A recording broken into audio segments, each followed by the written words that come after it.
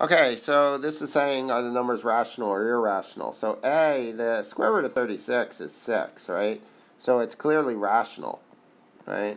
And then it says show that it can be written as a fraction. Well, 6 over 1 is a fraction, right? Not simplified, but it's a fraction. Okay.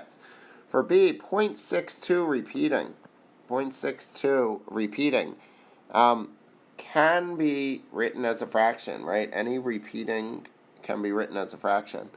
And we know how to convert that into a fraction, right? And I'll do that in a second. But this is clearly a rational number. And then I'll show you how to write it as a fraction in 1 minute after we make some more space. And C is root 92. It's not a perfect square, so this is irrational. So it cannot be written as a fraction. Okay? So now let's write 0.62 as a fraction. Let's do that. Let me make some space.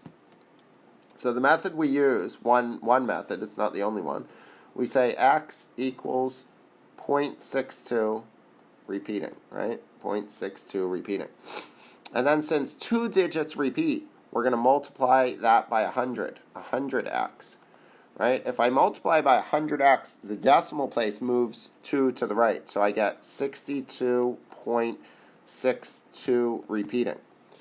Now we're going to subtract. So I get 99x equals, now on the right, 0.62 repeating minus 0.62 repeating cancels, right? That becomes 0, right? So we're left with equals 62, and we divide both sides by 99, and we get x equals 62/99. So 0.62 repeating can be written as 62/99. And since it can be written as a fraction, it is clearly a rational number.